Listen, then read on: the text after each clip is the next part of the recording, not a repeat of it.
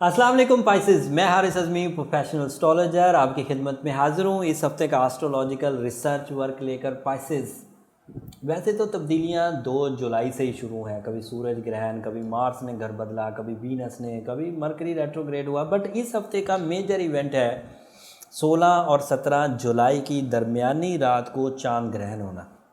और आपके यहाँ ये चांद ग्रहण 11वें घर में होने जा रहा है। और मामला ये है कि 11वां घर ऑलरेडी थोड़ा वीक चल रहा है रेट्रोग्रेशन ऑफ सैटर्न की वजह से। सैटर्न वैसे 11वें घर में पॉजिटिव होता है अगर डायरेक्ट होता तो, बट क्योंकि वो रेट्रोग्रेड चल रहा है तो जो फ्यूलिंग उसने 11th हाउस में देकर आपको कुछ बड़े मुनाफे की तरफ लेकर जाना था, बड़े माली मुआहदों की तरफ लेकर जाना था, बड़ी लोगों की सपोर्ट की तरफ लेकर जाना था, दोस्तों की सपोर्ट की तरफ आपको लेकर जाना था, वो वहाँ पर कुछ थम कर चल रहा है पहले कमज़ोर हालत में। और अनफॉर्चुनेट रहा कि ग्रहण जो चांद का होगा वो भी 11वें घर में होगा, तो उसकी कमज़ोरी में और इजाफा होगा कि थोड़ी इरिटेशन लेवल बढ़ेगा। जो थोड़े बहुत दोस्त सपोर्ट करते भी थे उनमें भी कुछ कमी आ सकती है। जो थोड़े बहुत प्रॉफिट किस्मतन मिल रहे थे उसमें भी थोड़ा लैक रहेगा।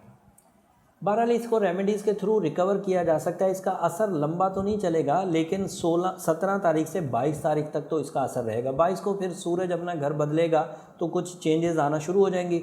उन चेंजेस की वजह से जो ग्रहण के असरात हैं वो कम होना शुरू हो जाएंगे। सूरज बहरहाल इस वक्त आपके 5वें घर में बहुत पॉजिटिव है। 5th हाउस में ये औलाद की खुशियाँ, बे औलाद जोड़ों के लिए ये खुशी का टाइम होता है। एस्ट्रोलॉजिकली सूरज अगर 5वें घर में हो तो ये कुछ वेलफेयर देता है।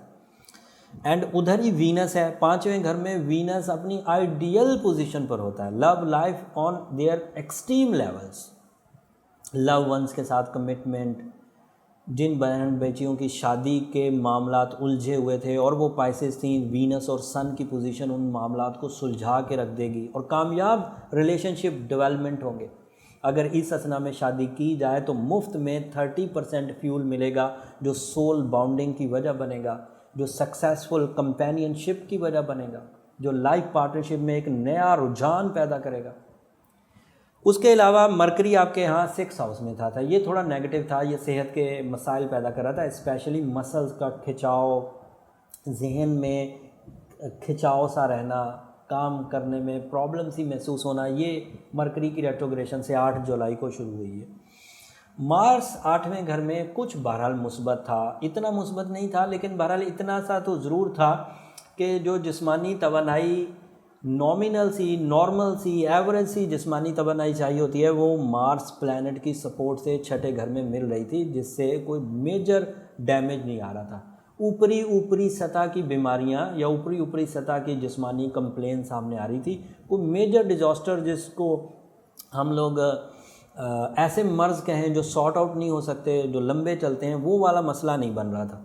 तो अल्लाह का शुक्र है अभी भी वही सिचुएशन चल रही है, लेकिन फिर भी इसमें थोड़ी कारकर्दगी में, थोड़ी जहनी और जिस्मानी कारकर्दगी में कमी ज़रूर आएगी। बट जो असल चीज़ इस हफ्ते की वो ग्रहण की ही है, और ग्रहण 11वें घर में आपको थोड़ा सा संभल कर, थोड़ा सा सोच समझ कर चलने की तरफ तलकीन कर रहा है। इस तलकीन में जो मजहबी रेमेडीज़ हैं उसमें 7 दफ़ा सूरज शम्स पढ़ना, पीर वाले दिन सुरख रंग की चीज़ का सदका करना, नमाज कसूफ 16 और 17 की दरमियानी रात को रात 11:50 पर शुरू करना। ये सुबह 5 बजे तक चलेगा, कभी भी आप पढ़ सकते हैं, तो इससे भी आपको बचाव मुयस्सर आएगा।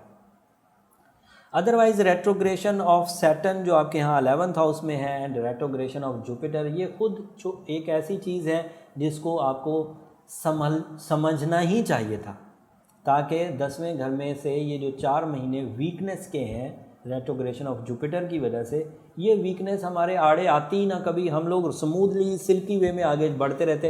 अगर आपने एक्वामेरीन पहना हुआ होता, अगर आपने टर्मलीन पहना हुआ होता, तो ये 2 स्टोन इतनी रेडिएशन प्रोड्यूस करने के काबिल हैं जितनी रेडिएशन हमें जुपिटर देता है 10th हाउस में। तो अगर वो देता रहता तो हमें ज़रूरत नहीं थी कुछ पहनने की, बट वो एक रूल के तहत अब पीछे चला गया है, नहीं दे रहा। उस लिए फिर अगर हम आर्टिफिशियली वो रेडिएशन चाहें तो हमें एक्वामेरीन या टर्मलीन के 8 कैरेट से मिल जाती, और खैर और बरकत जो है वो सूरज शम्स से मिल जाती। तो हमें ये 4 महीने भी संभलना नहीं पड़ता, इन 4 महीने भी हमें मुशक्क़त में नहीं पड़ना पड़ता, हम लोग चीज़ें ठीक अंदाज से आगे लेकर बढ़ते रहते हैं। बहरहाल अब तो जो हुआ सो हुआ, अभी तो कुछ ही दिन बाकी हैं, अगस्त की 12 तारीख को जुपिटर ने डायरेक्ट हो जाना है।